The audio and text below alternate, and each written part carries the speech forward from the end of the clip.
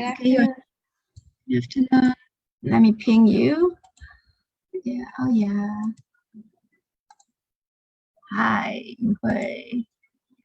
Okay, so, okay, are we going to, okay, so we can start now. Okay, hi, thank you everybody for being here, and in this summer break for everyone, and thanks for being so warmly to be here.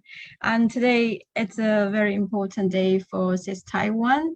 It's an international panel, and we are very happy and honored to invite 5 speakers from 5 different countries, regions to join this talk. And as you know that computational social science is an emerging field with few borders and takes on different meanings to different disciplines and countries. So we were trying to understand the different contexts contributing to unique development in countries in comparison. So today we are very happy to invite 5 speakers from different countries to give us a talk about what's the current situation or the challenges they encounter in their country or regions. And before we start, I would like to talk about the procedure for this panel. It's going to be divided in 3 different parts. And the first one, we are going to invite our speakers to talk about themselves and talk about the current situation or activities in their own regions. So each person will be probably have around 5 to 8 minutes and maximum 10 minutes. And if all the speakers are going to show your slide or just a verbal talk, which is also fine, then I'm going to stop my slide here. And after this, we are going to have several topics for our topic discussion for around 20 to 30 minutes. But of course, during these 2 steps, all the audience, thank you for being here. And you are also very welcome to write down your questions during the chat.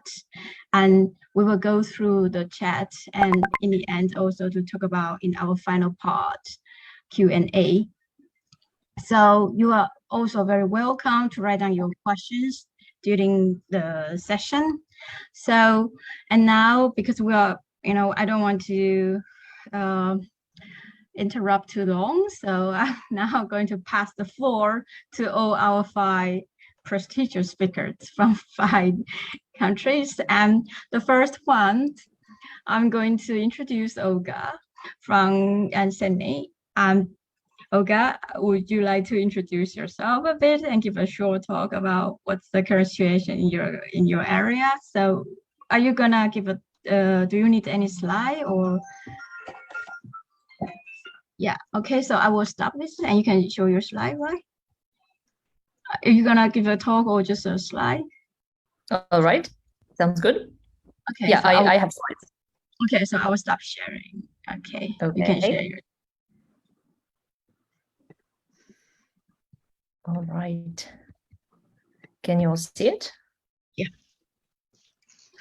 Okay, so thank you so much for the introduction, Fuying, and hi everyone. It's a great pleasure to be here with you. I'm Olga Boychuk. I am a lecturer in digital cultures at the University of Sydney, and I'm also the lead organizer of SICSS Sydney. So I thought I'd address all of the questions that we had to and kind of get us started a little bit. So this year we had an inaugural SICSS Sydney. We had 20 participants from 10 universities. We received about 45 applications, so we were able to offer places to about 50% of our applicants. We had them from very diverse backgrounds, as you're about to see. So our SICSS structure was we had the main SICSS curriculum. We had some industry connections and industry speakers. As you can see here, Data 61 is our digital arm of Australia's National Science Agency, which was one of the co-sponsors of the Summer Institute. And they organized a whole day. We called it Computational Social Science Fair, which is where we went over to their office and they showed us all of the computational social science that they're doing surrounding the future of work, surrounding a lot of natural language processing applications that they're developing in-house. Then we also had a component that was kind of a SICSS festival, which were 7 hybrid workshops in which were accessible to the broader public. We advertised them. We had participants from anywhere. And also our own participants could attend them.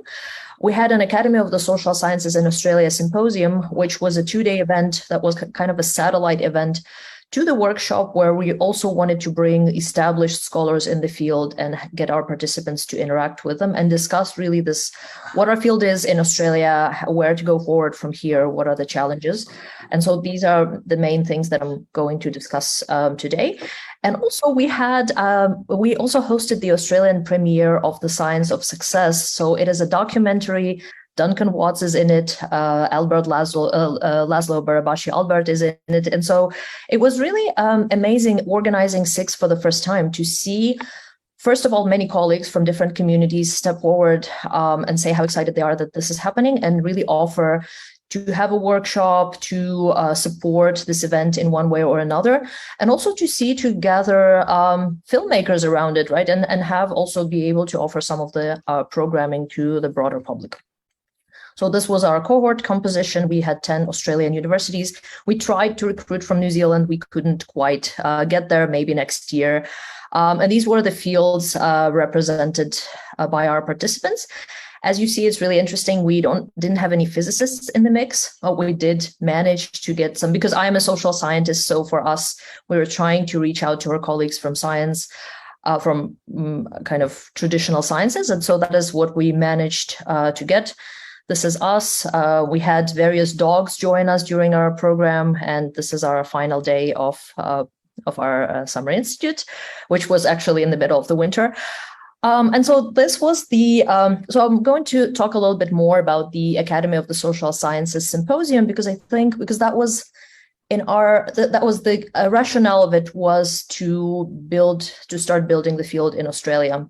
So to identify and map the core expertise, approaches in computational social science, and with the goal of establishing a community of practice and continue to see where those national capabilities are.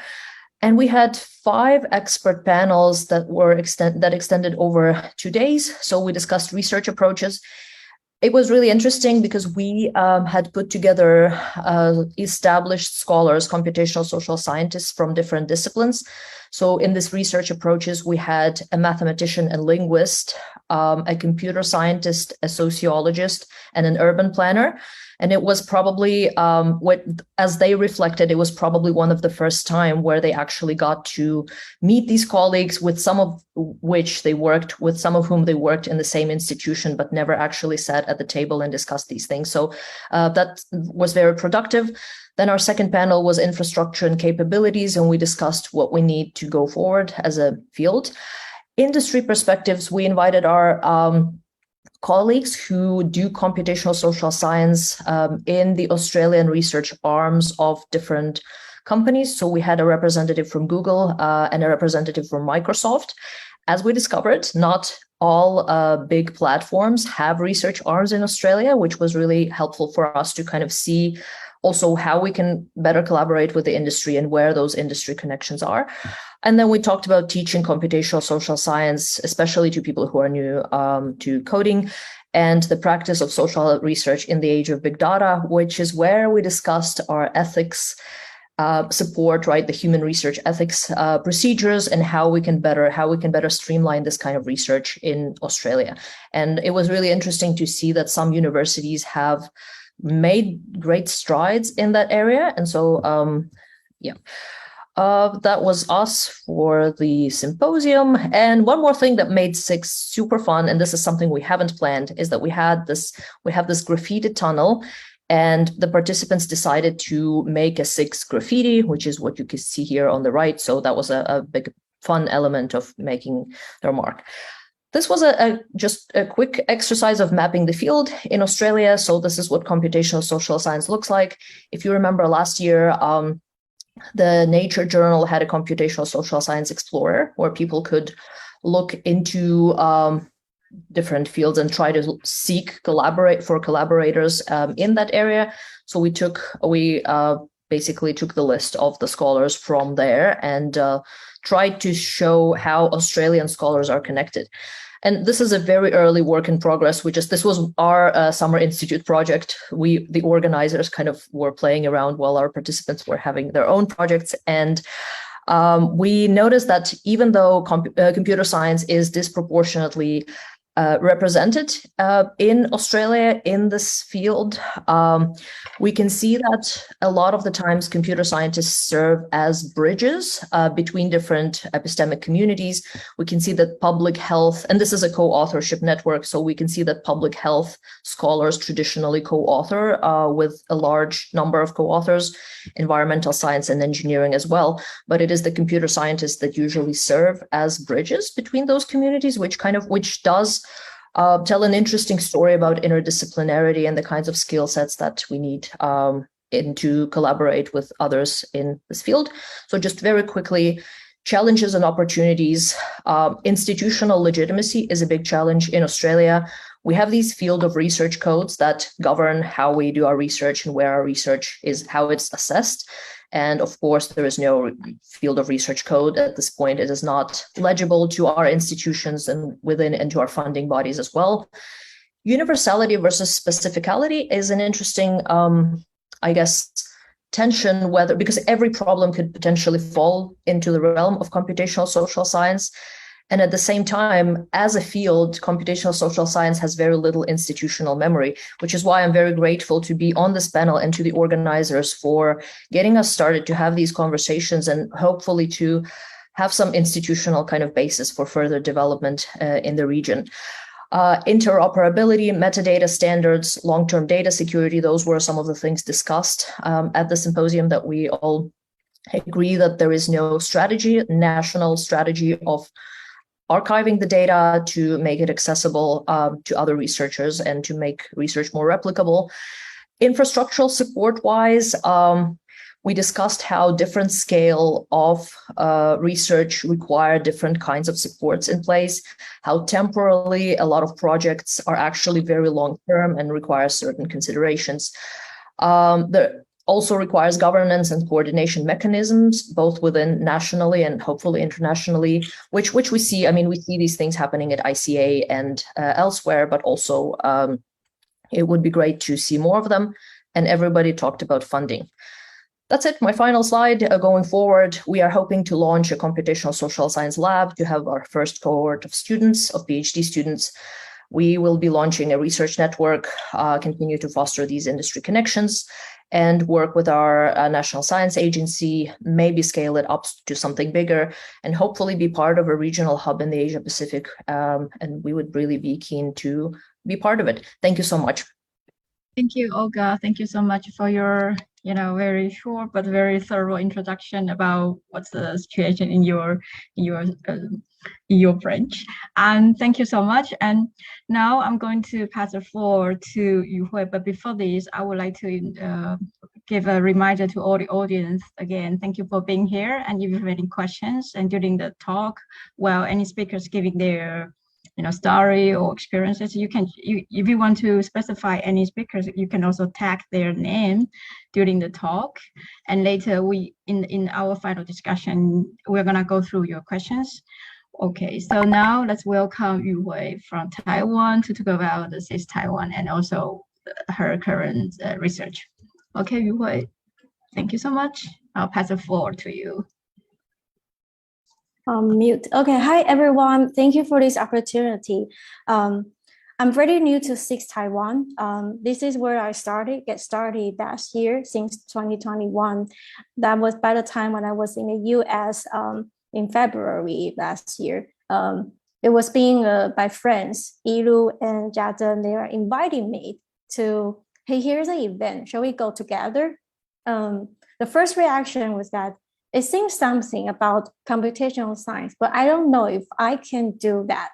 So I think that's a starting point. It's the first expression of the website. I have no idea what's going on. And it's also even though it seems that there's a boot camp and some pre-arrival materials, I don't know if I can still make it and do it. And also it looks like a commitment to a summer institute, spend time in hands-on working. A little bit about my background was in major in education and studying curriculum instruction. So it's all related to education, like teaching and learning in the US. We do have the research method related to computational social science, such as learning analytics. Currently, they have becoming a urging and then trending research methodology, but it's still not a conversation right away here compared to our traditional research training. So by that time, it was like really a commitment. We have to propose a proposal to be a participant. And the written proposal by earlier me was thinking about maybe I can use the Twitter data, maybe I can use social media data to analyze any teaching and learning with my teammates, Ilu. So that was the beginning of proposing an idea, and maybe it can speak up for or translate some data to help us inform our research step in education field. So why I'm sharing this is that I entered SICSS Taiwan as a participant approach. So meaning that I do have my own research training. I didn't even get to know I might have some overlapping with computational social science until seeing the website like that, and also the summer event. So that was a commitment throughout the 10 days, which due to the pandemic last year, that was online. What I'm here online highlight here is that during the 10 days, it's really intense, try to narrow down your topic and then make it feasible for the workshop. So SICSS Taiwan turns out also I'm amazed by the localized content that each participant for the group topic, they have related Taiwanese topic, like speak using the data from Taiwan and also inform their current research. So that drew my attention, want to continue to stay as an organizer this year. So that's my motivation, want to bring up was something we have done differently than last year, which I'm really thankful Robin Lee is also online here. He's a main organizer inviting all the brainstorming about what can do next. Something I would like to highlight here is first, we do have a youth organizing board. It's like an outreach. We have 4 outstanding youth organizing boards this year that can help us extend the different angle to think about how can we increase the attention of SICSS Taiwan. Secondly, we have a different outreach of organizer to recreate a curriculum. Dr. Minhong Wang, he's majoring in computer science and information engineering. He's like more focused on the specific topic this year, and along with Robin Lee, we think through about, is there any way we can increase the female speakers and female participants this year? So that's in the past year with a highlight about all the event that turns out being today. This makes me so impressed about even think about the female topics in the computational social science, still a things.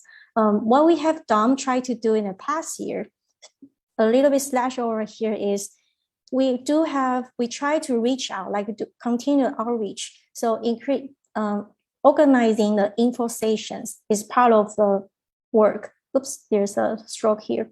Organizing that means helping us to get to know who might get attention about, who might interested in this topic. And then we also be aware of, can we create a conversation between data scientists and social scientists? So that's something that the purpose of using the info session is helping us to get to know these understanding.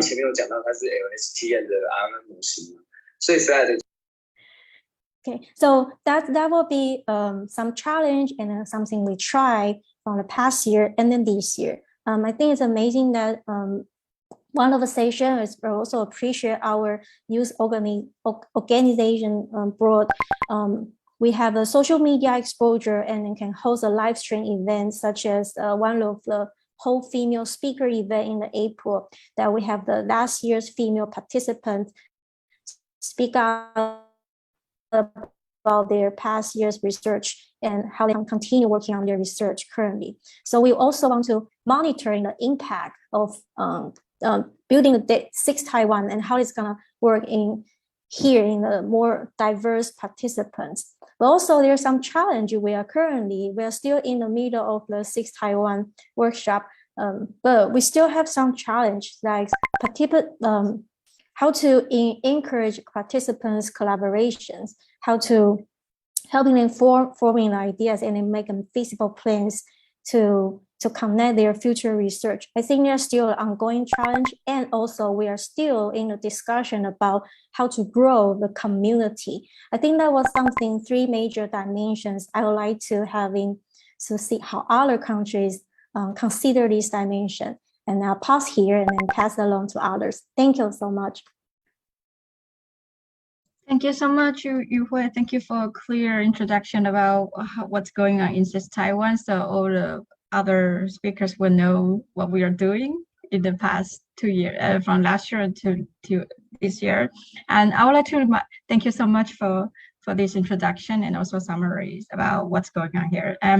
Before we move on to the next speaker, I would like to kind of remind all our audience here, please, could you just please turn off your microphone first now? And if you have any question also, please write down your question during the chat so we can later go through all the questions you want to ask. You can also specify any speakers, any specific question to certain regions.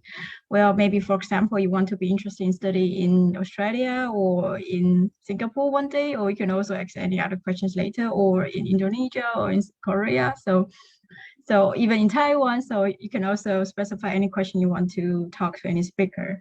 So now that's it, because we're running out of time and we have so much to cover today. So now let's pass the floor to our next speaker, Nano from Korea. So Nano, are you gonna, do you need any slide too? Yeah, or you wanna, no, or just give a talk here? Okay. Yeah, thanks for the introduction. And I don't have a slides today, but I definitely want to share a few websites to give you an idea what's going on my site. So again, my name is Lano and I'm an organizer from SICSS Korea. And then we successfully finished our SICSS Korea, which was held between June 19th to June 29th. And then, you know, it was really intense. So right a day after SICSS Korea ended, I went to the hair shop and did my hair. That was kind of like self-healing time for like 10 days of the intensive program. Again, this is me, who's one of the organizers, and I'm an assistant professor at SICSS Korea Advanced Institute of Science and Technology. And as you can guess from the name of the school, it's a STEM school. And you know, we are always aiming to be on MIT in Korea. So we're a very STEM intensive school with a well-balanced good humanities and social sciences department is what we are aiming for. And somewhat naturally, the main focus of our program in my university is, of course, related to computational social science, and that was somewhat the motivation of why we started organizing it from here. And I've got my sociology PhD from the University of Washington and did my postdoc at Stanford University, and I collaborated broadly with like computer scientists or information school faculty during my grad program as well as in postdoc program. And then we also had Won-jae Lee, who's another assistant professor from SICSS and another sociology PhD. And then we have Jae-young Kim, who was another very active organizer of SICSS Korea. And then he's an assistant professor of data science from KDI International School. Yeah, and then we have 7. We were supposed to have 7, but Taekwon Cho was out for his scheduling issues. So we had 6 speakers from various areas. Haejin Yu, Sung Kim, Hyunjin Song are from academia. And then we wanted to introduce some very promising young scholars who's starting their computational social science research from various fields like communication, political science, as well as a business school. And then also we wanted to introduce someone from industry, just like other sites who want to show the broad scope of career choices. And he was Jin Young Kim from data science team at Naver, which is Google in South Korea. And then also we had Eric, who's director of data science at Code for America. It's kind of a civic organization in the United States who's teaching computer science for civic data science. And then Suhem is from Twitter, and then he actually taught about how to use the newly established Twitter academic API 2.0, the second generation. And then we also had 3 teaching assistants, and then also 18 participants from 13 different universities across South Korea and mostly the United States and also the United Kingdom. So these are somewhat the very basic background of what we were doing in SICSS Korea site. And then let me just show you how the program looked like just in comparison to yours. So June 19th, we started from the welcome orientation, and then we introduced about the program and about computational social science, and then we had a pizza party at the end. And then from like 10 days, we had 3 big programs. The first one is the flip classroom exercise. It's like, you know, we have all the lecture videos already available in SICSS website. So we watched them before the program. We asked the participants to watch it by themselves and then come to the site after understanding what's going on inside.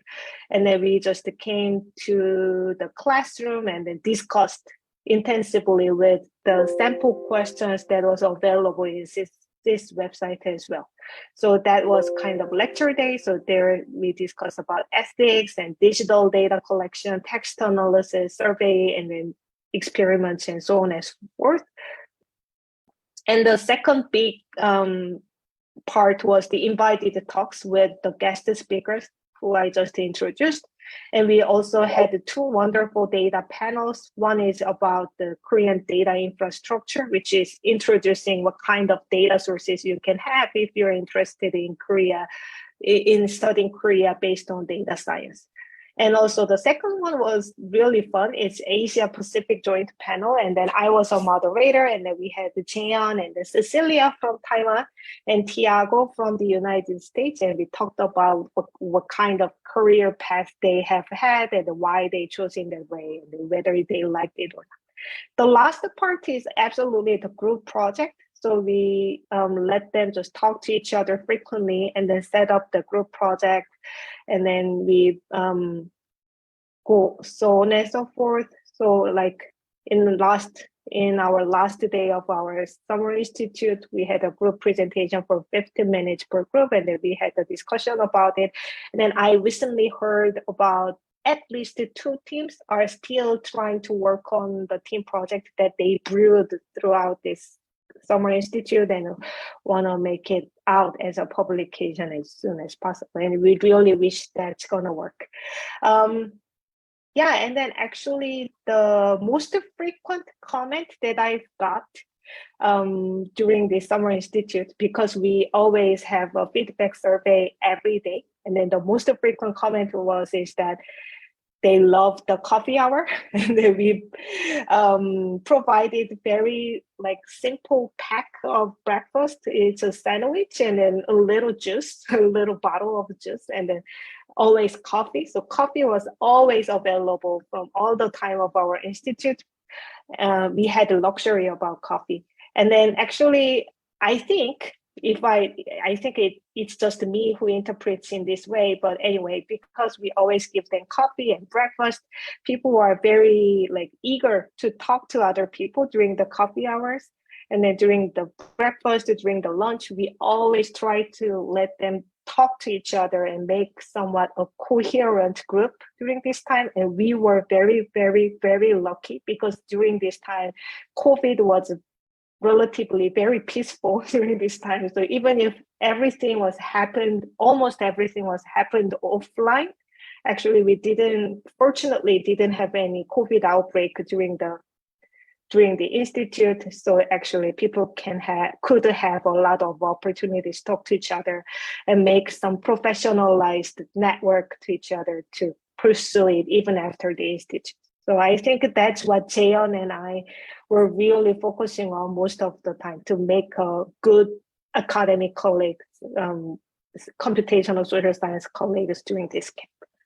So I think that's the brief introduction of South Korea, and I'd love to talk more about anything if you have questions.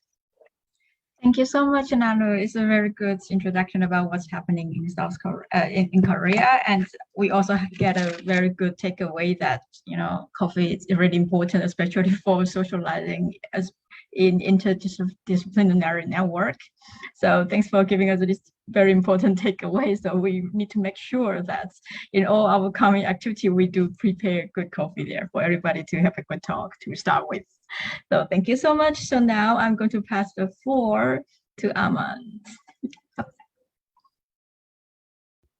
You are muted. Yeah. Yep. Thank you, Fuying. Let me just share my screen. Okay. Good afternoon, everyone. Thank you. My name is Ahmad Pratama. I'm from SICSS Jogja, from Indonesia. I got my Bachelor in Engineering from Universitas Gadjah Mada in Indonesia, and then I earned my master degree from Australia, Monash University in Information Technology. But then for my PhD, I took a PhD in Technology Policy and Innovations, basically an interdisciplinary doctoral program. This program opened my eyes in terms of my perspective. Before I undertook my PhD, it was purely technical, purely engineering, purely computer science. But then, thanks to my PhD, I was exposed to a more interdisciplinary approach, and then that brought me to SICSS finally, computational social science. So my recent publications in computational social science are mostly related to COVID-19. The one that recently published was about sentiment analysis of Facebook posts to spatial reactions. And I used the case study of learning from home in Indonesia amid COVID-19. And then the next, I also have sentiment analysis of COVID-19 vaccinations together with my student here. And then the other one was anonymity and COVID-19 online donations. This is a cross-cultural analysis. I compared the culture between Indonesia and United States when it comes to donating money anonymously amid COVID-19 pandemic. I also have some other research article published along with my students, but most of them were in Bahasa Indonesia, and almost all of them were about COVID-19. And yeah, actually, I felt like I was so productive during the COVID-19 pandemic, spend lots of time in front of computer, working on my research article, basically just, collecting data through the internet, things like that. And I still have some other computational social science research article under review, like COVID-19 mass media coverage in English, public reactions, OS's comparison, again, using Facebook posts as the medium. I'm currently under review in PRG Computer Science, and also wide homogeneous. This one is a little bit different because in this article, we use agent-based modeling for simulating friendship development. And then we try to explain why homophily prevails even in heterogeneous community. And then we also use other like election voter records for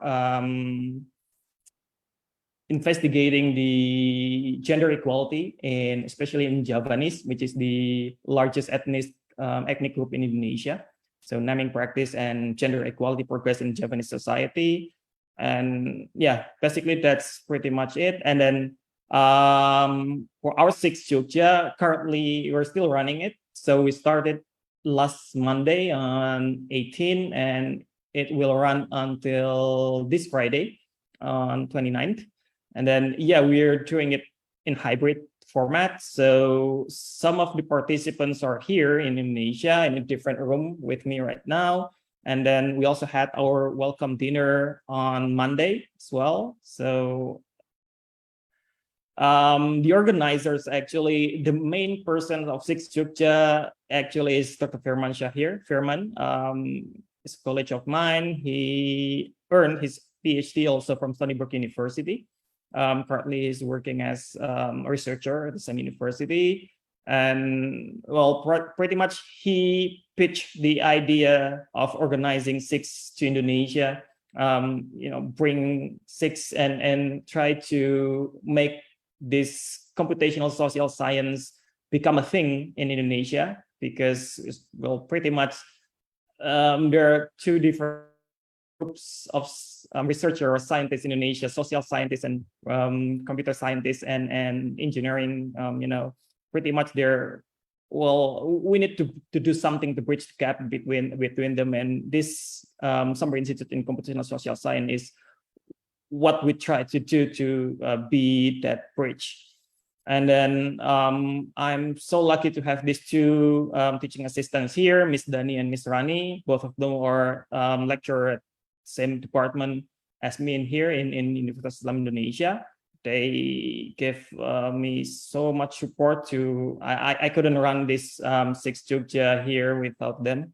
And we have wide range of speakers in SICSS Jogja, two professors from United States, from Stony Brook University. Steve Siena is a professor in computer science, while Jason Jones is a associate professor in sociology. And then we also have two professors from Indonesia. One is from the statistics and computational statistics, and the other one is from our Department of Informatics at UII. And then we also have some speakers from the industry. Miss Mona Rizka is a data scientist from Microsoft Seattle. And then Miss Safiaga she was a research fellow at Facebook, currently a fellow at Carnegie Endowment for International Peace. Sandy and Elena are both linguists from Google. Sandy is based in London, I believe, and Alina is based in New York. And Ismail Fahmi is pretty much a famous public figure in Indonesia in terms of social network analysis. So these are our participants. We have we receive roughly around 120 something applications, and then we it's quite selective. We ended up with 24 participants here, 9 males, and I believe we've got more females. We've got more females, 15 females and only 9 males, but most of them are still in engineering and computer science field. So only 10 of them were social scientists. The rest pretty much from natural scientists. Natural science background. And we also had this open webinar sessions last Wednesday. We had roughly like 400 participants registered at this event. And then, this is the last slide. I think the interdisciplinary collaboration situation in Indonesia, I think this is also true for many other countries in Asia. In Indonesia, students starting from the 8th grade, if I'm not mistaken, 8th or 9th grade, basically in secondary, in junior high school or in middle school, they have to choose between these two tracks: natural science track or social science track. And then there is like a quite dichotomy between these two, because pretty much I would say the myth, but it's not really the myth, because pretty much people who choose natural science track, they're pretty much they have to be ready with math basically, whereas people who are taking the social science track, pretty much they will have to be ready to read more, to write essays, basically do more with words instead of numbers. Well, this is something that we're still trying to figure out how to deal with this and how we can promote more collaboration, because we basically need both. We can't just do computational social science with numbers. We also need words, and we also need to understand the meanings behind numbers and words. Well, I think that's pretty much it from me. Thank you so much, and I'll bring it back to Fu Ying. Thank you so much, Armand. Yeah, it's a very good, thorough introduction about your research background. And also, if anyone has any question about his research, especially about COVID, please write down there and you can ask him about any question, I guess. And also, thank you for telling us about the situation, the educational situation in your country. It's a good understanding and for us to know what's the educational kind of track in your country, so people will have an understanding what's it like. So now let's pass to our last speaker about his introduction also. Recording in progress. I'm sorry that we forgot to record it, but no worry, we still have the Facebook Live, so you can still go through to watch it again. So no worry about that. So now I'll pass the floor to Jack. Please, yeah. Thank you, Fu Ying. Can everyone hear me? Yeah. Okay, yeah. My name is Jack Cho. I'm a professor from the National University of Singapore, where we did our SICSS Singapore more than a month ago, right? So we completed it a month ago. So I am a professor here, along with two of my co-organizers, Dr. Shubhayam Mukherjee and Dr. Renwen Zhang. You can see our lineup in the same SICSS website. And actually both Shubhayam and Renwen were former graduates from SICSS in the past, whereas I am only more of a facilitator to help them find the money, pay the bill and get the administrative resources. I'm saying this because even though I am trained a social scientist, but I'm not a computational social scientist by training. Because I understand looking at this room full of young talents. I got my PhD 2 decades ago, when there was not such a thing called computational social science, right? We studied, we played with network analysis software back then, but it was not called computational social science. And then before I started to work on organizing events such as SICSS, I was working on internet censorship, especially in China, mobile communication and social movements in China, Korea, and the Philippines, and also what I call working class ICTs, how the working class people in the factory zones, for example, use digital media in very different ways. If you are interested, you can read that book. It's called Working Class ICTs. Working Class Network Society. It's an MIT Press 2009 book. And then my first encounter with running this kind of summer program, summer school, sometimes we call it winter school, was 6 years ago when I was a professor in the Chinese University of Hong Kong. I'm still relatively new in Singapore. I've only been here for 2 years. Before Singapore, I was working in Hong Kong for more than 16 years. And 2016, I was hosting a summer school. It was called Digital Methods and Social Development. If you know the book, I think before Matthew Sagannik's Bit by Bit book, the definitive book that people share this kind of interest we read is it's still a very good book. You still should read it. The book was just called Digital Methods by Richard Rogers, University of Amsterdam. It was published 5 years before Bit by Bit. Right. So through reading that book, I never met Richard Rogers before, but I emailed him. I said, do you want to come to Hong Kong and do summer school? And he said, yes. All right. Of course, all I need to do is just to find the money, okay, to bring him over. And then we had an excellent, okay, conference, and also it was a 1 week. You can call it data sprint, okay, and essentially doing the same thing, okay, but it was just starting from ethics and data mining, then network analysis, semantic analysis, okay, basically and finally visualization, right?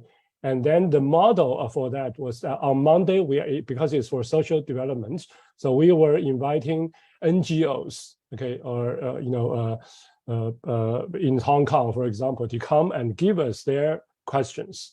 And then on Saturday, they come, and then the teams would present to the NGOs, right? We also had UN representatives come to talk to us about sustainable development goals.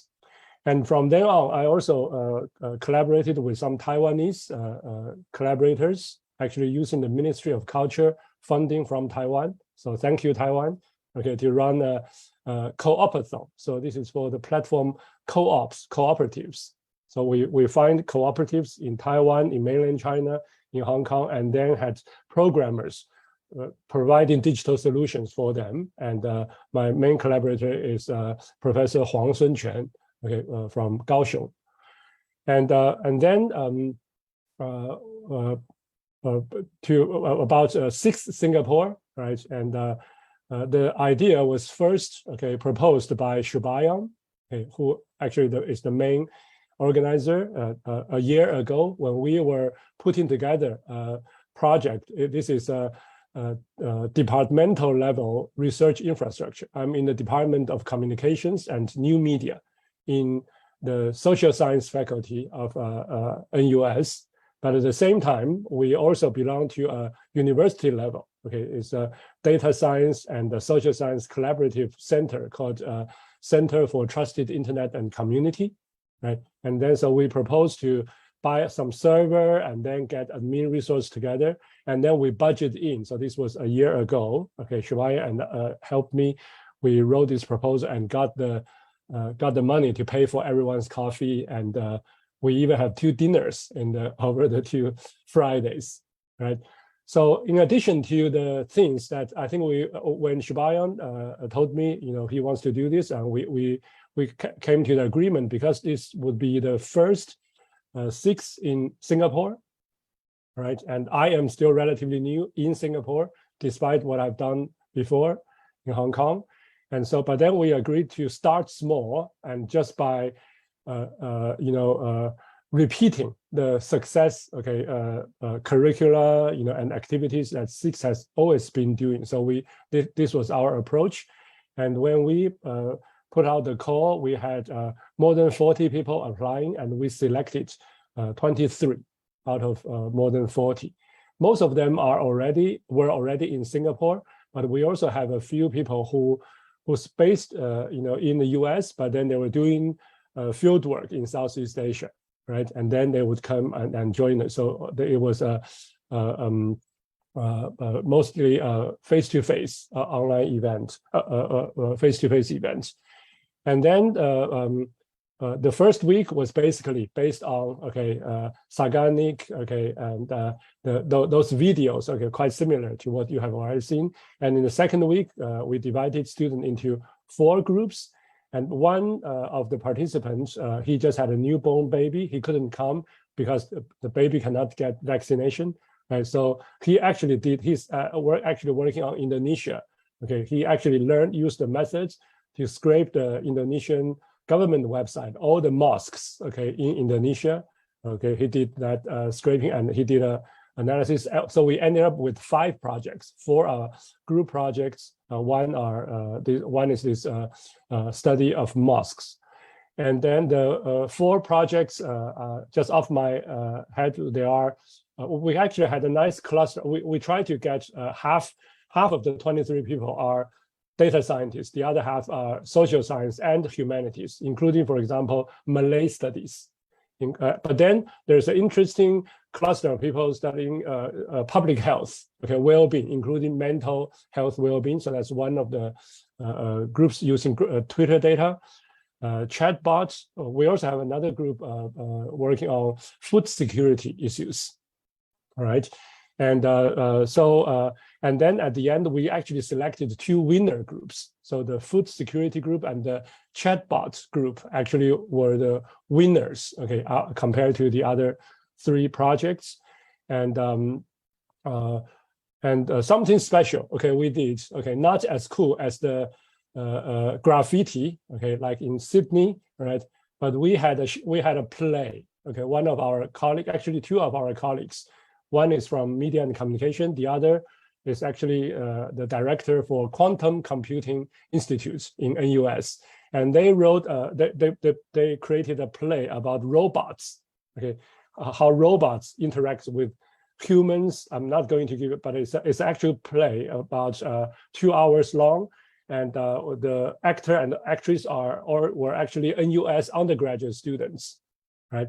So we had a play Friday evening, and then we had the quantum computer scientists actually have a dialogue with our participants. So that's something. This is something we usually plan this kind of methods events. We put something artistic, okay, tangentially related to different. To computational social science, but very artistic. So that's something very well received. And finally, yesterday, I just got another news. Okay, some of our graduates from the inaugural SICSS Singapore also joined the IC2S2, the International Conference of Computational Social Science in Chicago last week. And then because they had such excellent training, okay, from Singapore, they joined the datathon in IC2S2 and they won. Okay, so the 2 trainees from our from the food security team, so they used what they learned last month to win the best project from the datathon in Chicago last week. So I cannot be more proud of our trainees. And this wouldn't be possible without the previous experiences that Shubhaya and Renwen carried forward from our collaborators other parts of the world. Thank you. Thank you, Jack. Thank you for giving us such a wonderful talk about your personal, also a lot of cooperation with many Mandarin dominant regions like Hong Kong and China and even Taiwan, and also currently your kind of participants who just got a big wall from the conference. That's really, it's really. I don't know how big it is, but I'm going to invite them to have lunch next Friday. Anyone who are coming in Singapore next Friday, you can join us. Okay, I wish I could. Yeah, thank you so much. Thank you so much for all the introduction from all the speakers to give us a talk about who they are and also their research background and the current situation in their SICSS. So that's a welcome all the audience again, also speakers here again. And if you have any question about their background or any question about to their SICSS region, please also write down your question during the chat. And now we are going to move to the second part of the panel. And I'm going to share my screen here again because we are going to continue to, for our next topic is about topic sessions. And we have prepared several questions here. And I'm going to let the speakers to talk about, okay, pick up one questions and yeah.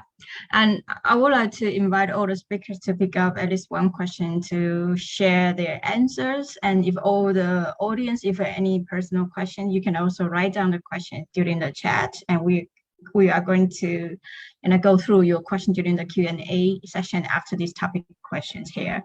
So now we do have 6 questions here, and I don't know if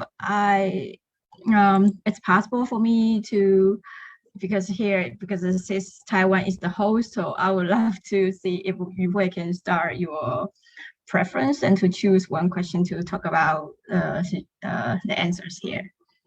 Thank you. Is possible? Yeah. Yes. Hi. Sure. Also, on behalf of the whole team, also the participant, we're sincerely grateful that we gather these countries. So it's really a different perspective can help us rethink about SICSS. And as shifting from participant role last year and to this year as one of the organizer, I do want to also I collect the some questions from the one of the organizers, Tony. He's the curriculum director. We would like to address about our challenge. Maybe it's a barriers, but it's still a challenge. It's like what are something we can extend our activities here in Taiwan to get to know more, to connect with more interdisciplinary collaborations. By saying that it looks like a big topic,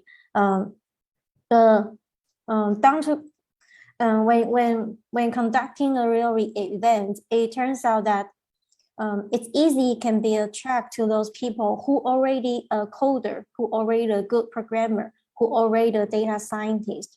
And like how SICSS from Indonesia's organizer mentioned about, it's still a challenge for them to manage to connect with from the nature science to the data science. I think it's also a very similar issue here. It seems that their terminology when translate that language and then bridge that conversation still need more purposeful efforts. So what I would like to, I'm just addressing, I don't have a current answer right now, and I would like to see if how others can help any more insight ideas and brainstorm that prop. What I learned from that is that funding really matters. Coffee hour that help us sustain the coffee hours and maybe a large event with food. I think it gather people for mingle and grumble, and maybe more hackathon and hands-on practice. But that turns out the challenges and barriers still exist. And here in where one of the organizer, Robin, also want to curious to how to sustain this community here in Taiwan in long term. I think it's also one of the concerns is can we reach the conversation with academia, meaning that sometimes academia has its high standard benchmark for publication oriented, but is that helpful to foster a more healthier research mindset, researcher to help them play with the data first and think about connection and then collaboration first, instead of having that pressures ahead and then couldn't allow them to have enough time to join SICSS event or provide an additional service to make it more friendly event to others. One thing what I would like to bring up was one of the story that I want to share out is during the conversation with Fu Ying a few days ago, we mentioned about the process of get our hands on to get in touch with computational social science. It seems that you always feel like you are a new learner and it's still a novice learner. It's not an expert yet. And that turns out it's a mindset that you put yourself already a barrier there, that probably will be one of the reasons becoming our challenge to make a more connection into broaden attention and broaden diverse participations in that way. It seems that the individuals' self-efficacy and their own recognitions, also one of the mindset with a fear of value can make them couldn't find a confident step to continue working on that based on their own interests and also with a peer support. So I'm pausing here for now because I would like to hear more from other perspectives and also from the Zoom online. We have all the participants around. It would be great if you can provide insightful ideas, how to broaden the participation in your countries, whether it's a gender issue, whether it's an equity issue. When I'm being said equity is that from my perspective, it's an event that's can easily attract and address gathering all the great data scientists together. But is there any way we can continue the conversation with the social scientists? But by what approach, and also what kind of connection is possible to address that issue? So that will be the challenge barriers, and one of the story is how can we take care of each individual and then broaden their impact and influence. I think that's something we here in Taiwan, we still want to continue to think about for next year. Pause for here and pass it on to another speaker. Thank you. Thank you so much, Yuhui, for giving us a short summary about the change of barriers. Yes, you mentioned that, yeah, because I also think that we do have some external and internal barriers or challenges, either for the SICSS itself or for the learner itself. As we mentioned, that we do have some internal mindset and how to, for me, like for example, I come from a pure humanities background. So it's also very challenging for me to jump into start to learn coding. And it's always kind of, okay, I need to encourage myself. I think that's the most important part, actually. I think that is the most challenging, also important part. So yeah, it's quite, kind of challenging for each person to do this. So I don't know if any speakers would you like to talk about this more, or we can go back here. It's up to you now, or you want to share the change of barriers that you encounter when you're running SICSS, or we can just also pass the floor to another speaker for another question you want to talk about, or the question you prepare, the answer you prepare is also for this same question. You can also, just the floor is open to you. So anyone would love to talk about these ones? I guess I could say a few words if I can. On the same note, but I guess talking about diversity of participants. So we were very happy to have had a diverse cohort of participants, but that diversity, unfortunately, had not been reflected in our speakers. So when we tried to invite a lot of established scholars in the field, and I'll tell you a little anecdote so that you can understand what we ran into. It's actually quite funny. So a lot of postmortems talk about how you need to collect t-shirt sizes in advance, because if you want to order t-shirts, you need to know how many of which size to order, because otherwise it's a whole mess. And so that's what we did, right? That's the best practice. We ran a Google poll, and we knew which size t-shirts everybody wants. And it was kind of a normal distribution of t-shirts. So we thought we had everything covered. And then we started giving t-shirts to our guest speakers, right? Because it's a nice souvenir. And that is when we realized that we ran out of medium-sized male t-shirts immediately in the first couple of days, right? So that says something. That says something about what our the distribution of our participants. And then, so in any case, we were talking that this is a pipeline problem, and that we have to start early. It was really interesting to hear Ahmad talk about how in school there is already the separation between humanities and STEM disciplines. And we see the same in the undergrad. We see a lot of this kind of separation between humanities and social sciences even.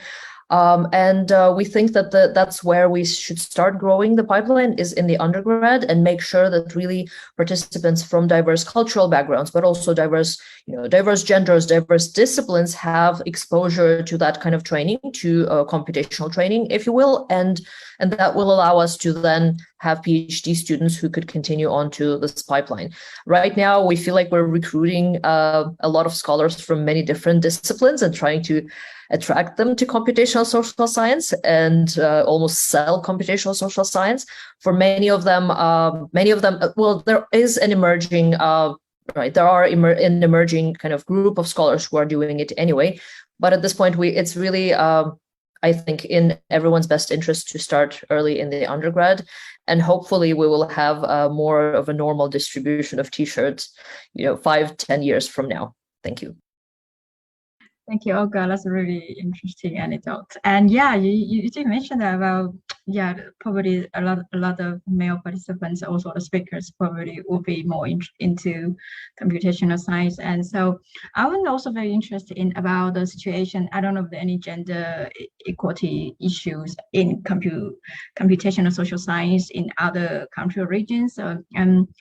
What about Korea? Nano, would you share a little bit about the situation that a gender equality in computational social science, the situation you saw there in your country, that the participants or the social feeling about in studying computational science? Yeah, what do you feel about the situation? Because we are, we are quite close, so I think we're quite close to each country. Yeah, so yeah, thanks for asking. And then I think we have a similar pipeline problem as well. So, there are organizers, except me, they are all men. And then when we are trying to invite guest speakers, it was really challenging to find someone who's a woman and an established CSS scholars either in South Korea or outside of South Korea. So it was challenging, but actually, when you look at our participant list, just like the situation in Indonesia, more than half of them are actually women. So I think there are definitely a lot of women student force who wanna come in this field. And however, there's a pipeline problem. So I think it hasn't been really updated until those established scholars with somewhat close to a lab. So I think we need to wait, but I don't know whether it's gonna be done somewhat automatically. But in our institute, I am like more than 95% certain that I cannot really see the skill set differences between genders. Many women were very passionate about coding, and also many men, and also the same for many men were interested in like theory and ideas, and it was also pretty comparable to women as well. So it was really interesting and somewhat, yeah, it was really surprising that they acted differently from our perspective. But also, yeah, and then may I talk about something else? Sure. Like a different. I'm sorry. Can I also ask one more question? Because you said that sure. actually it's not a very big problem in your situation there for about a gender issue. So I'm very curious that when you are selecting the participants to join the SICSS Korea, do you also actually on purpose consider okay, now I need to how many women, how many men to it's actually again a very interesting personally I think it was really interesting when we select participants as well. So not as much as other locations, but our site was pretty popular as well. So I think the ratio was like 1-4. So there were a lot of applications. And then actually, Jaeyeon and I were mostly working on reviewing their applications when we didn't really talk to each other, and we made a criteria, but we didn't really discuss in advance who we should invite as participants. But actually our ideas were pretty 95% met each other, and then we didn't even see what kind of gender identities they have. But actually women are more likely to write an SOP more carefully, and then they actually consider the characteristic of site like cis camp more seriously than males. That's kind of the impression we got. And then it's not the graduate program, it's not like the scholarship program, it's like the very voluntary camp which invites people who are willing to participate the program. So we couldn't do anything but just looking at the SOP and then how much interest they expressed in that letter. So actually, that was the reason why we have, I think, more women than men. But it might be very just specific to South Korea. And then, the time we ran the program is June 19th to 29th. It was exactly the time where Korean universities begin to have the summer vacation, and also the same for most of North American universities. So I think there are some very like diligent people who want to visit South Korea and then also come to do something during this like break time. So it's our personal feeling, but I think we have the luxury this month, and then maybe I think we are thinking seriously, maybe we need to accommodate more men maybe next time to make somewhat gender ratio more. I don't know whether we need it or not. We'll see. Yeah, but we haven't really discussed it, and we wish we do not need to discuss it in the future as well, and just to be lucky as much as this year. Yeah. That's cool. That's cool to hear this, because I think probably we used to have a misperception that, oh, so many male participants in computational social science, but actually nowadays different, and we still hold this misperception. So yeah, we should educate ourselves first. Probably it's not the case we thought now. So yeah, that's good. And you mentioned that you want to continue another question you want to answer here, right? So yeah, I want to bring up another challenge or barrier as a local SICSS event organizer. So I told you we had a lot of coffee breaks, and we had a lot of like professionalization network sessions. And then I felt like, South Korea is really a small country, and there are few really universities that we can call R1 research universities in South Korea, and there are relatively less and less number of computational social scientists with good research progress. So actually, when people ask, I have research interest, something like this, and what should I do? And then Jaeon and I need to always give the feedback, like there's a prominent scholar in like Princeton University, in Columbia University, and maybe thinking about going to the grad program in the United States might be a good prospect for your career. So it was really funny because I feel like our SICSS Korea camp is like headquarter or like a camp to prepare for going to the grad program in the United States.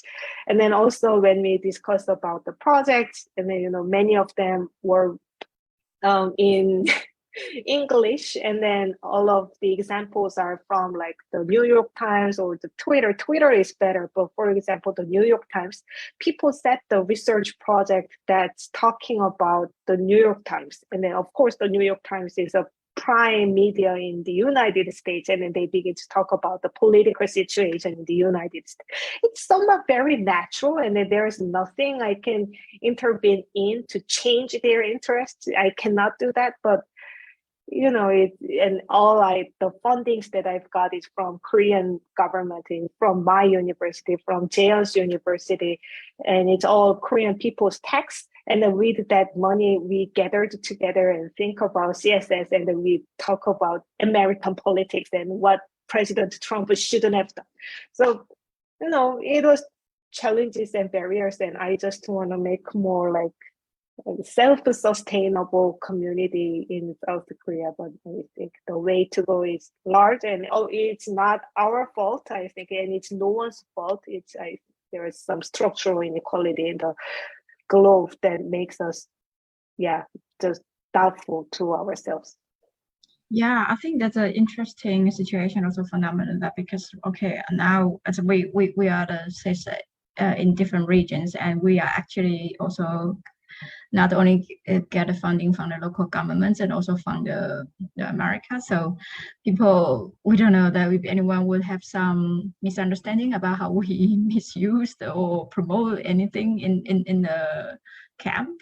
And also, as you mentioned, that we probably the research, the topic participants choose will be probably more localized relevant or non-localized relevant, and people may have different voices talk about that. I think it's quite interesting also. And I think there's also some change or barriers we need to we will also encounter and when we are integrating all our procedures and processes here. So yeah, I think that's a cultural. I don't know whether it's really related to culture or in each region, and also the people's mindset. And I think it's quite interesting and challenging. For example, for me, well, I used to I work for Wikimedia, and also sometimes I also think that okay, the cultural things in different regions and how to talk to people from different backgrounds is also very challenging, and how we are going to interpret our ideas. And I think the same case to these two. Yeah, so yeah, that's quite interesting. So let's see. What about Ahmad? I don't know if that's anything that in your country, and or Jack, would you like to share about more the current any challenge or barriers in you when you are running SICSS also? Okay, thank you, Ping. Well, for the interdisciplinary collaboration situation, I think I talked about it earlier, so I don't really need to address that anymore. For the challenges and barriers while running SICSS, well, we're still running it, and then we couldn't have like this more coffee break sessions for the mingling sessions like the Korean did, because first the participants who are here in Jogja, pretty much we only have like 7 to 10 people each day, and not everyone comes every day, so it's rather difficult to find like we provide the snacks and then the drinks basically on table, and then they can just pick up foods and beverages whenever they like. And also when we do have a dedicated sessions for coffee break, tea break, but mostly because our participants are pretty much busy with their their own agenda. Usually the break sessions they end up doing something else in front of their computers. Well, I can still see some people I'm guilty of doing the same thing too, actually, but well, we can still see some people trying to connect with other participants. And we also have this group exercise. So pretty much what we did during the onboarding sessions, we assign our participants into 6 groups of 4. So we try to mix between computer scientists or natural science background researchers with social scientists, and also we also try to mix the gender of the participants as well. So we have these 6 groups of 4, and then they will present their project during, well, it can be something for their future projects that we will try to hopefully publish in the next maybe the timeline will be within 6 months from now. They will we spend pretty much the second week since Monday till Thursday. We will have like an hour and a half for the group exercise. So that is how we dealt with that issues. And then what else? We also have participants unable to join because of natural disaster in their region and so forth, or some other got sick during the few days.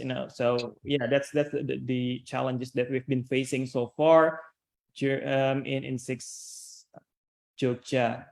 And I think I want to tackle another questions here, number 5, I guess, in terms of how we as SICSS Asia Pacific region can perform differently.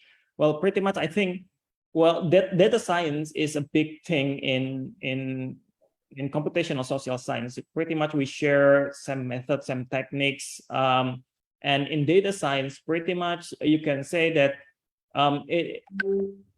it's quite universal in terms of methods, techniques, or what whatever advanced or the state of the art in let's say machine learning or in natural language processing, it's pretty much quite similar between one region to another. In whatever state of the art in North America, for instance, it is also applicable here in our region. But the data set, the data source, well, pretty much we will have to do something about that, because if we rely too much on the Western researcher, well, there will be bias towards them, and then there will be we will be in disadvantaged positions if we don't try to promote publication, data sources, well, pretty much collaborations. This is my own anecdote here.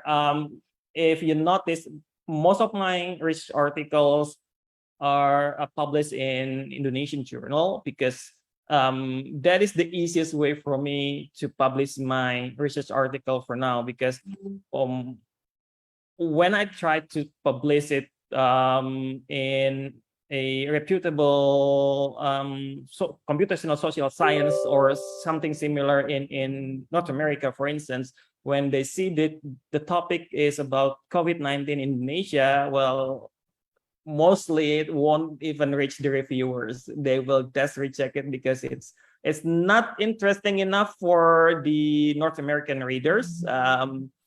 They couldn't really relate to what is happening here, or maybe we can say that they don't bother enough to know what is happening down here. So I think by strengthening our collaborations, by maybe even if we can produce some, I don't know, maybe like joint conference or even a journal article that we organize together, so that can help promote our voices here, so that the computational social science is thriving in our region as well, and it's not biased against us. So I think that's from me. Back to you, Fui. Thank you, Armand. Thank you for showcase this importance of the different voices presented in different regions. Also, I think, I do think that Asian Pacific region, sometimes as an Asian, also when I'm working for media, also I don't notice that sometimes we Asians seem to be a little bit less active or talkative when we are presenting some ideas, and we have to be more proactive, otherwise people don't know what we are thinking. So that's an important thing when we are trying to do the cooperation with the people from different backgrounds. And I think for us here, it's easy for us to understand. And I think properties are also related to the cultural background or the social habits. And when we are trying to change something, I think it's quite important to keep in mind that we really have to be more proactive in presenting our ideas. So what about Jack? I don't know, do you have any opinions about any questions here, or you want to echo? Or yes, I'd like to echo what both points that Ahmed just discussed. First, if people ask me to name the single most important challenge that our inaugural SICSS Singapore faced last month, then it would have to be how to organize the teamworks in the second week, right? And so the first week went almost perfectly, okay, with video watching and then the group exercises that were organized like a speed dating. So every day people get mingled with different people in the first week. And then in the second week, okay, we did in Singapore, we do this all the time. It's called social engineering, right? We put people, it's an arranged marriage, right? So that people get, we also had slightly more females than males, right? But then we consider their disciplinary backgrounds, okay, their interest, and then so we arrange them together. But then this Singapore, we are not completely, okay, I think not as free probably as in Sydney. So there are still people like when they don't feel well or they have a young, newborn baby, they want to avoid face-to-face. So, and then we, of course, said this is possible, right? Especially given the health consideration, right? But then there are other people, right? Like before we admit them, we actually tell them, you need to have these 2 weeks, okay, dedicated to SICSS. But then in multiple cases, there were people saying, oh, I have another deadline in week 2, right? So I can see people noting. So I think this is, and then chances are they are not doing their share, at least fully, as other members who are there physically, okay, because they are away. Sometimes they think they've done their parts, but the other team member will say, no, he has not, all right? So, and then we had this kind of arguments, all right? So, so one thing I've just learned, I think, from our Taiwanese participant is that you have TAs, right? Actually, early on, I think, I don't know whether this was maybe not a standardized practice for each team to have a TA, all right, in previous SICSS. But when my colleagues Shubayang and Renwen joined SICSS some years ago, the versions they joined had no TAs, right? And then people, I think it was before COVID, all right? And then people stick to each other. There was no such a problem. So I think maybe from now on, we should have dedicated TA for each group, okay? Just to make sure everyone is equally involved, because after the project is over, someone say, I've done all the job, other people say, no, he has not, all right? There's no basis for us because we are not involved in the group. So I think that's one thing I'm learning, okay? Maybe there would be other suggestions to how to enhance the group activities, okay? If we don't have this kind of closer, I don't want to call it supervision, but closer like involvement of the teaching, okay, staff, then there will be some people who are less, or not involved as much as others, right? So I think so that's one thing I'd like to echo. So it will be better, in the future if we can have better, assistance along the way within each group in the second week.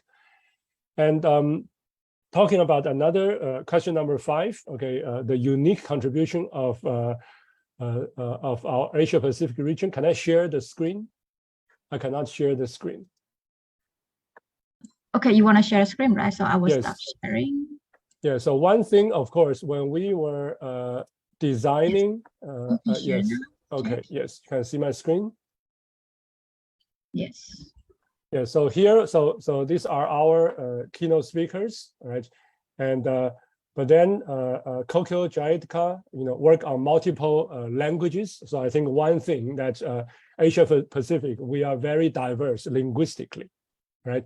Not only different kind of languages, okay, Chinese, Hindi, Korean, okay, but also different kind of even dialects. Liang Hai's work, actually, he presented is about machine learning analysis about how to detect incivility in Cantonese. So one of the several major Chinese dialects, okay, that actually involve quite different things. So this would, I think this is a partial response to what Ahmed just said, right?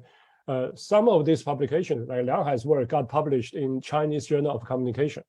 There are also Asian journal, there are regional studies journal too, right? And then maybe some of the computational social science is not the most cutting edge, all right, globally speaking, but in particular, okay, like how to detect incivility in Cantonese, okay, this is actually originally their significance, and also taking advantage of the social linguistic diversity of the region to contribute to how Asian scholars understanding Asia. All right, without worrying too much about Americans, it's okay, they don't understand Asia, right? But it's not okay if we as Asians, we don't understand Asia, right? So this is one of the places. Another place I already mentioned is about religion or faith-based, okay? In social science, right? I'm trained as a social scientist. usually we think the world in secular ways. There's a very strong secularism bias. But now I'm learning more. Actually, after this, I'm going to a history talk after this. I'm learning humanities. So these are actually computational social. I think digital humanities is rather than the competing with computational social science, we should think of digital humanities as a way to extend our computational methods, especially supervised machine learning, for example, right, to advance the humanistic understanding with the texture on the grounded local knowledge, right, in diverse Asian religious contexts.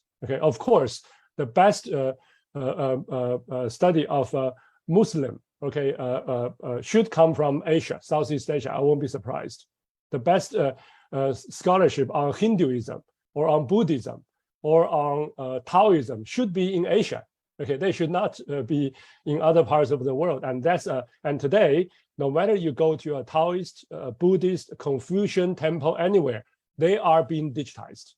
They are generating digital trace data that are being overlooked. So there's a wealth of religious that waiting to be studied using CSS.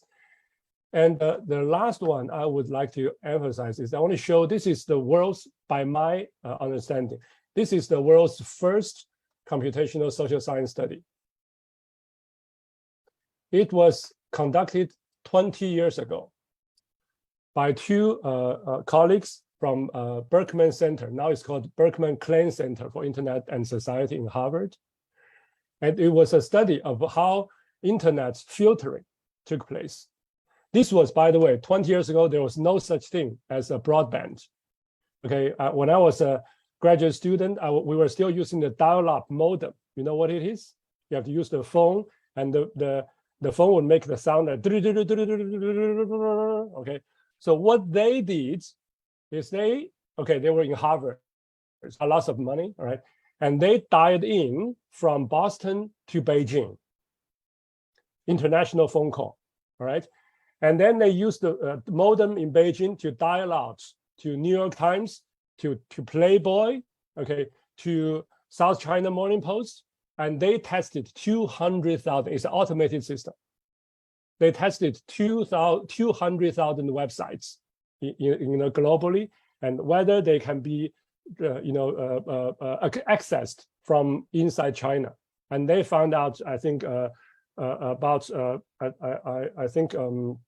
I forgot how many. It's like 10% out of 200,000, 20,000, were blocked. They have a full list. So what does this mean to us? There are at least two different internets. The default internet being studied in computational social science or by social science in general in the West are the democratic liberal internet. But in Asia, we live in a mixture. We have countries like Australia, Taiwan, South Korea that are democracies by international consensus.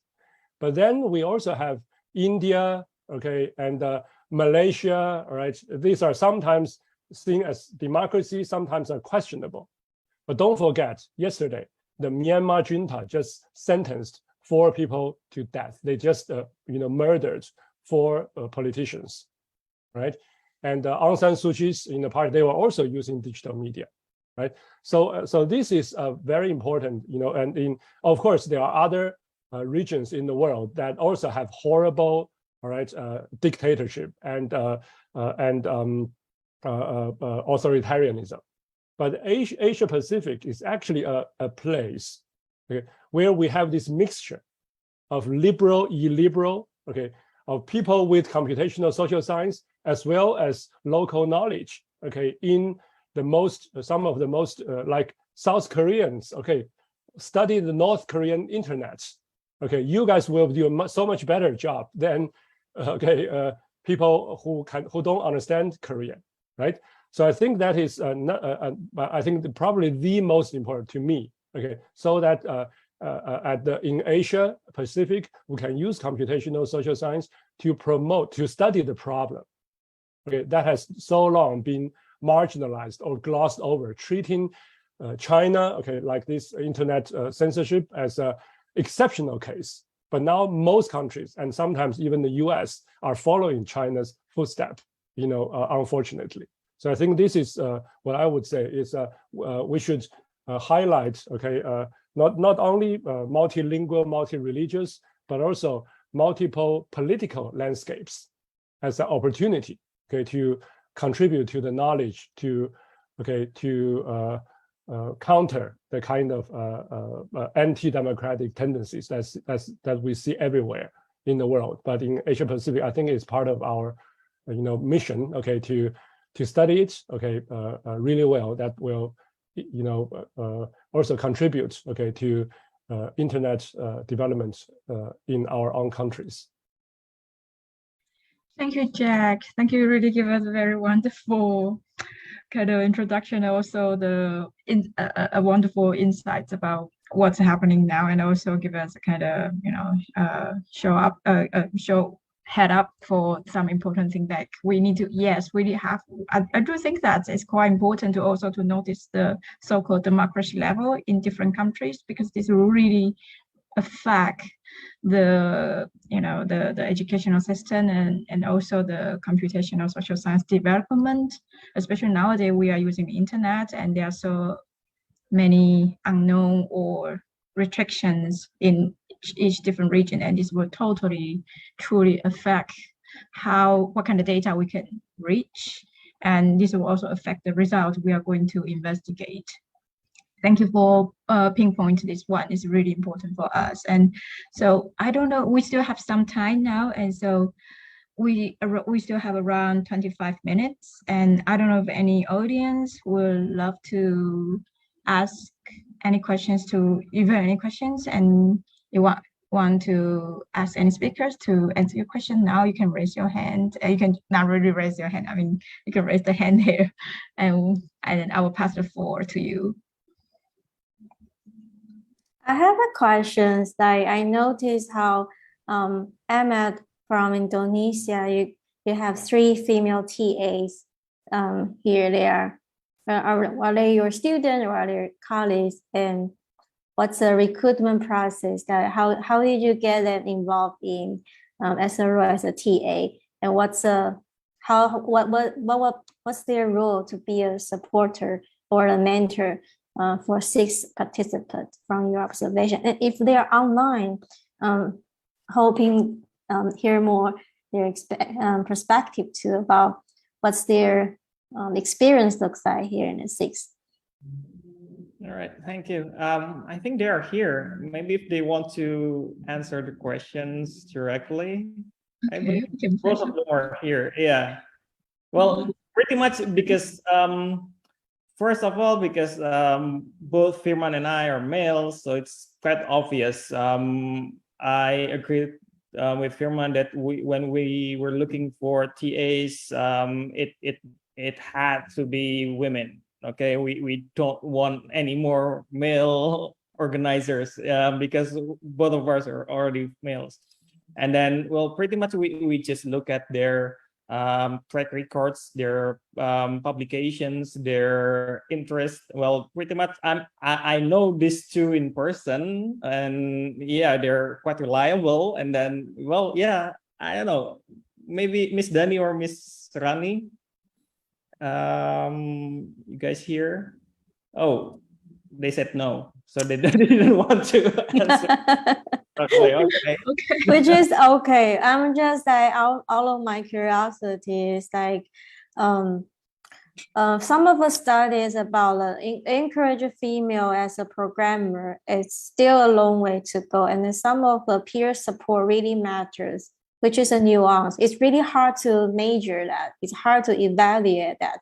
It turns out it's like part of the humanities issues is between the people connections and then the sense making process to help even just helping one of the participants find their own way to make a confident enough step so they can continue working on navigating their progress, identify maybe I can do capacities about, for example, I can be a text mining researcher as part of the identity building process, and what I see the value of TA is building those support to sustain those motivations and then inquiries too. So just shout out to all of TAs around our countries, not just one of the countries. We do have a unique TA this year, which we didn't have, and then we're so lucky having our TA involved this year in Taiwan too. And I think they add a lot of valuable support too. So what I'm also seeing that TA, not just a TA, it's a part of learning community. So also bringing up making my curiosity about how does everyone see you as part of the learning community? What would you do the next step to increase this attention of broaden participation of SICSS? And of course, funding really matters. What I heard from other countries, we are also through our group chat from the organizer. It seems that all the budget and funding is still some logistical details need to have someone settle down and then find a sponsor and then helping sponsor understand what's going on here and what's the difference between SICSS and other events. It turns out a lot of communication work still need to be done. So pretty much an overall comment here and open to a floor to other participants. Thank you. Thank you, Yu Hui, for talking about the importance of TA. I do think that's quite important, and because, well, the TA can really accompany the participants to go through some learning curve during the camp time, and it's quite important. They can also quite secure, so mental secure for the participant to understand that, yeah, they do have someone there they can look for help when they encounter some problems there. So it's really quite. So as Aman and Yu Hui mentioned this, is what about, I don't know if Nanu or Olga do you have also a TA in your camp also to, yeah, the arrangement of TA during the camp time and or when the participants encounter some problems, and how do they, like, for example, to look for help? Yeah, of course, we had 3 TAs. We had another luxury of having 3 TAs. All of them were male. It's another pipeline problem. So, like, the people who we could have recruited were actually mostly, yeah, those males who had already some coding experiences. Anyway, they were very helpful, and then they were really, what should I say? They were very sacrifice themselves. They always came like at 8:30 in the morning, 5:30 in the evening after wrapping up everything.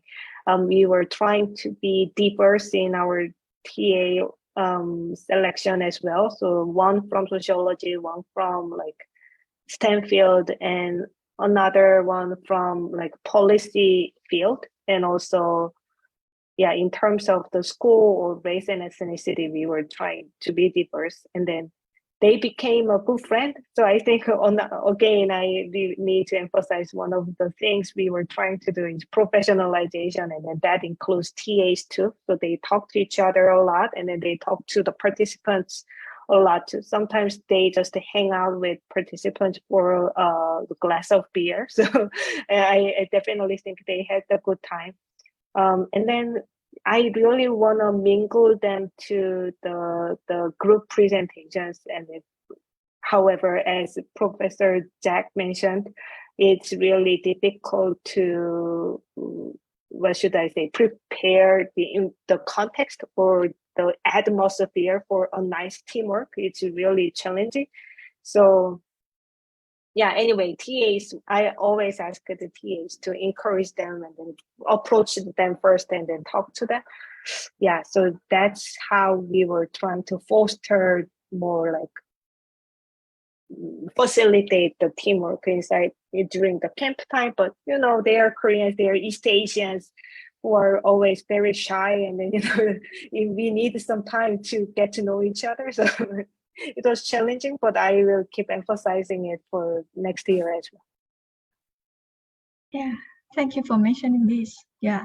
Okay, you wanna go ahead? Yeah, it was also a challenge for us to recruit a teaching assistant, which kind of suggested, even though we reached out to a lot of our speakers and said, hey, do you have a PhD student who could support this kind of training?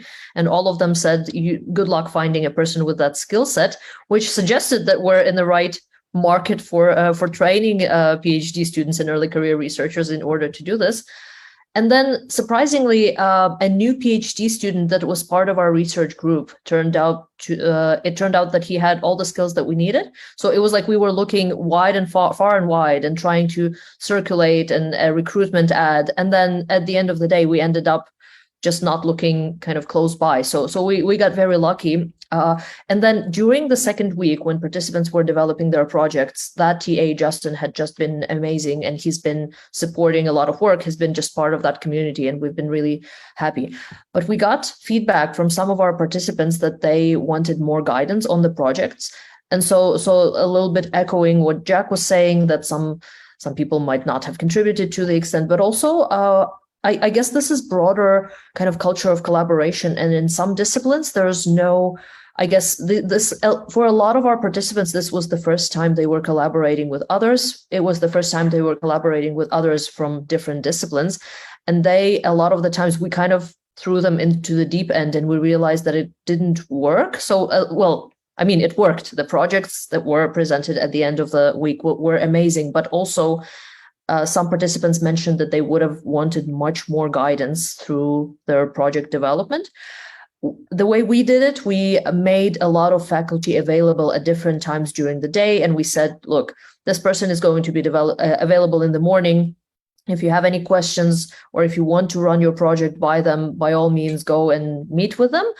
And it seems like there was a lot more initiative needed on part of the participants to actually approach faculty and brainstorm with them. So I guess in the future, we might provide more guidance to participants and actually send the TA with the certain mission, because otherwise the TA was always available and always helping. But I guess providing participants with more structure, this is something that we realized we should be doing. So that was a good lesson for us to know that support will be needed. Maybe we will expand to having 2 TAs next year. That would have been ideal. So having 3 TAs, I can only imagine, is really helpful, especially if they have diverse skill sets. Yes.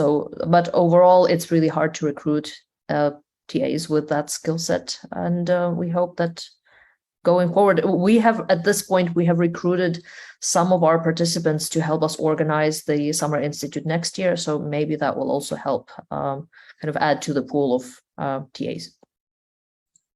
Thank you so much for sharing this. Yeah, I think it's quite also a challenge to recruit TA to meet the standards you want for your region also. Yeah, so I don't know if thank you for giving us this insight. And I don't know if any audience would love to ask any question, or Jack, I think you want to talk about something, right? Yeah, it's just to follow up on this point about TAs, right? I think now we have done the first one in Singapore, and most of them are Singaporean, right? So I think if we do this again next year or the following year, it will be very natural. We just select from our own products, right? Of course, not everyone who have done SICSS before will be a qualified TA. Okay, they need to be patient.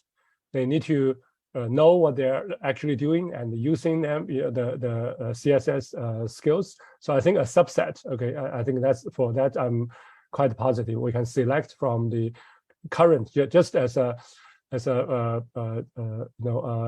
low threshold TA. I would say, like to accompany and then guide. Okay. Not to intervene too much. So I think that's something we can consider doing in the future, now that we've done the first one. Another model, okay, just now Olga mentioned, is like maybe we can have some particular mission.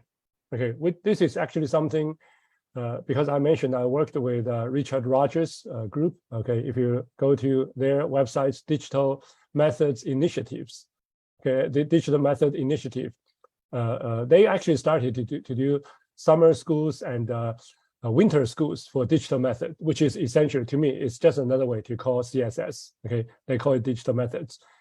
And this year, I think they've done their 30th iteration of summer school or winter school. So so he has a formula, basically, like when I flew him in to Hong Kong 6 years ago, he brought 4 TAs. One was his PhD students in Amsterdam. The other 3 were actually, I forgot the name, but it's actually from a design school in Milan. So essentially, because, okay, remember these are these were a 1-week program. 3 days, people are learning about digital method or CSS. And then they use the time while at the same time they work on their own project, and on Saturday they will present to the NGO, right? So the TAs are all really good with data visualization, because these are the kind of things you want to present to the press. Okay, actually, some of the study received lots of press attention. So you want you don't want to just have average like term paper, final presentation type of presentation.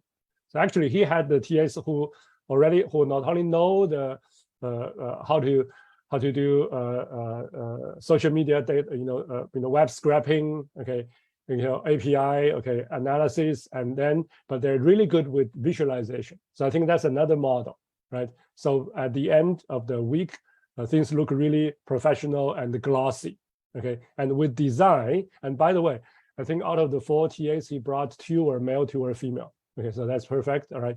And but then I think this doesn't matter. I'm not a very artistic guy, all right? And how to appreciate, how to create nice visualized, okay, presentation is actually a special artistic, skill, right? So I think this could be one way, depending on what type. Okay, if at the end you want to reach the general public, this is probably one way. Another possibility, for example, in Singapore, there are lots of training for public, like policymakers, government officials, who now have to work with smart nation initiatives, right? So I think it would make sense to have a subset of our graduates who know CSS, but who also know public policy, all right? So that they can, rather than get for the general public, so the output can be more easily, okay, understood by parliament members, okay, statesmen, all right, women, okay, in this part of the world. So those are just, I think there are many ways to depend on the needs, okay, but then the TAs is definitely a very important asset that we need to invest in. Thank you, Jack. Thank you for talking about this. Yeah, so we still have kind of 8 minutes left. I don't know if any audience have any questions to ask.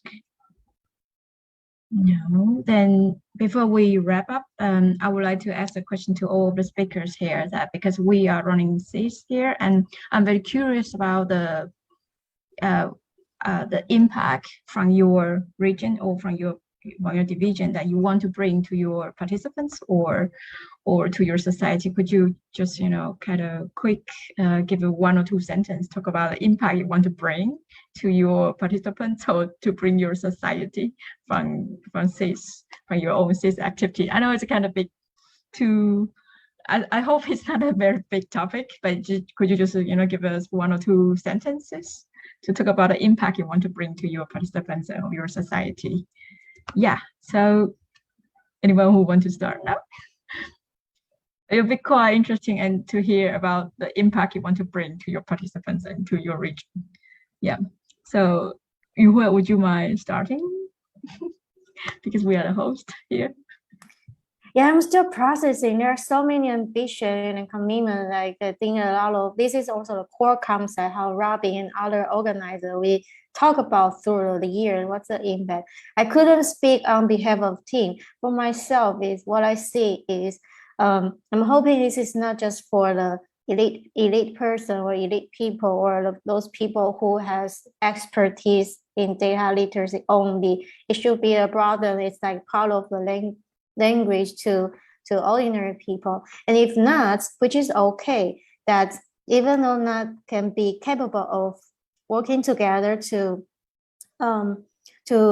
right away directly use the data and then produce the outcome, it doesn't I think the social scientists should also honor their own perspective and then provide insights how to translate these results. Like how Jack mentioned about this policymakers' impact is that if we have find our own niche, it should become this SICSS should not be just belong to a certain field only. So what I'm also processing when I'm listening to all these TA recruitment and also a participant who willing to sign up and then commit to complete a project in 10 days.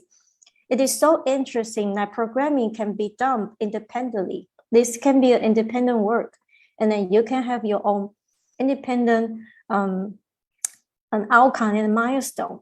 But why bother yourself to join a teamwork and a collaboration? I think this also throw out bring. I would like to invite everyone to think through about that too. Is each of you might have those impact and influence after these 10 days or whatever connection that connect you with SICSS.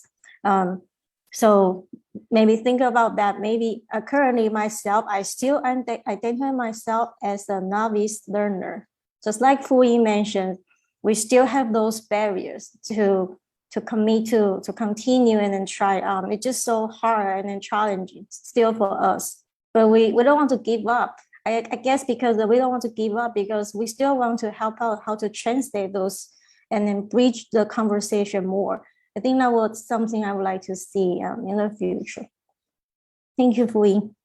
Thank you, Yu Hui. Thank you so much for mentioning the impact that the SICSS Taiwan can bring to the participants. And I would like to also echo your words about learning. I do consider, for example, I do consider myself an adventurous learner in my past, and also for the learning process. It's always for me quite interesting to learn something new. So I think if everyone consider themselves an adventurous learner, I think it's would be helpful to go through all the process, even there are some bumping roads ahead.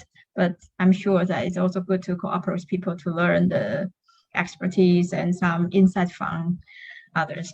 Yeah, so now can I pass the floor to... Yeah, I just want to echo in that actually many of our participants had different career progress. So some of them were grad students, some of them were postdocs, some of them are even faculty.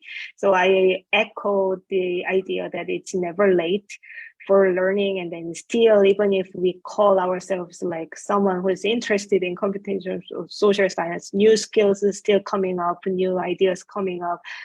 So I think it's always, we are learning in progress. So maybe just giving that idea, and it's never late to start learning, might be an impact I wish this institute gives to participants. And just another idea before I have, because I feel like it's my last chance to talk, I think it might be interesting based on all of your ideas coming up in this panel. It might be fun to organize a panel, maybe in a bigger conference like IC2S2, maybe for next year. I think it's gonna be fun if we can just provide a workshop or a conference panel session based on our conversation next year. And it seems like it's gonna be in Copenhagen, so I wish to see some of you in there. So I might email you in future, just a warning in advance. Yeah. Thank you, Nano. It's a very good point. Yeah. So I will now pass to Olga. Would you like to talk about the impact you want to bring to your participants and society from SICSS Sydney? Sure, Fu Ying, thank you. So based on what Yu Hui has said and what Lana has said, I guess our impact, where we see our impact, is making our participants, giving them the community. Because a lot of the times when they apply for SICSS, they write, oh, I'm the only person studying digital media in my university or in my department. I don't know anybody else. And so really making them see that where that community is and know others working in that community, including the established scholars, was definitely a benefit that we were looking to get. And given that it's 2022 and most of our participants were in their second or third year of PhD, this was the first in-person event they've ever been to. They haven't been to any conferences. They haven't been in any face-to-face events. And so seeing that excitement of actually getting to build that community face-to-face was something that we we're really happy to see. And hopefully that's something that we'll be able to continue to do. Thank you so much. Thank you so much. Oh, even we're a little bit run out of time, we're gonna be around 1 or 2 minutes longer. So I hope you don't mind. So I will pass the floor to Ahmed to talk about the impact you want to bring. Yeah. Thank you. So yeah, again, I'm just echoing what other speakers have said, that well, our first impact is community. For that is the most important thing, I think, because well, we can't be in our discipline by itself. We can feel like we are an outsider because we are, as a computer scientist, I'm researching more on social issues compared to my peers. And then the social scientist people, for instance, they try to, do new things in their method that is rather unusual compared to their peers in social science programs. So having this community where we feel like we belong to is an important thing, like a safe place for us to do more in this computational social science, to make them thrive, to make it, well, basically the safe haven for them to learn more about computational social science. And the second one is for the social scientists, based on my audiences with the participants, we're trying to introduce these new methods, new techniques, new data sources, new well, basically give them the skills, the hard skills for doing this research. Whereas for the computer scientists or the natural scientists people, we want them to take a step back and ask the questions, why more? Because sometimes in computer science, we just want to do things quickly. We don't really spend more enough time to ask the bigger questions. Why do we need to do this? Why should we do this? And things like that. So I think that's, I hope I'm, based on my interactions with my participants, that have been there, what they learned so far and what they felt like in this SICSS, especially during the first week of SICSS in Jogja. Okay. Thank you so much, Ahmed. So now pass the floor to Jack. Okay, because I'm late for my history lecture, Yeah. but I'm just going to listen, so I will be quick and also trying to provide my answer in a historical way. So for me, the measure for success is one word: sustainability. Okay, by that I mean, first, okay, this echo what Ahmed just said. Okay, it's not just getting things done very quickly. Okay, but actually participants from SICSS, okay, in Singapore, and I wish that to all the other locations too, okay, that they will get a sustainable academic career, okay, many decades from now on for individual development. And then sustainability also operate at the collective level. Okay, many platform companies are now also worried about their own sustainability, whether they are going to be impacted by stock market, trade war, okay, and also internal, okay, issues. But not just the large tech giants. In Asia, we also have many progressive forces, from labor NGOs to cooperatives. Okay, they also need to master CSS to create collective, right, sustainability for the working class in all across Asia. Right? And then societally, okay, in the face of COVID and other geopolitical tensions, right, the CSS can contribute and should contribute to resilience. Remember how bit by bit started? Okay, it was in Africa, right? And and finally, is to have sustainability in the intellectual sense, to keep our own, and by that I mean my own, right, intellectual flame, okay, going without just chasing a vogue. So if we can achieve these 4 types of sustainability from our inside out, okay, out, I mean, not just the society, but the whole Asia Pacific region, then I will be a very happy man. Thank you.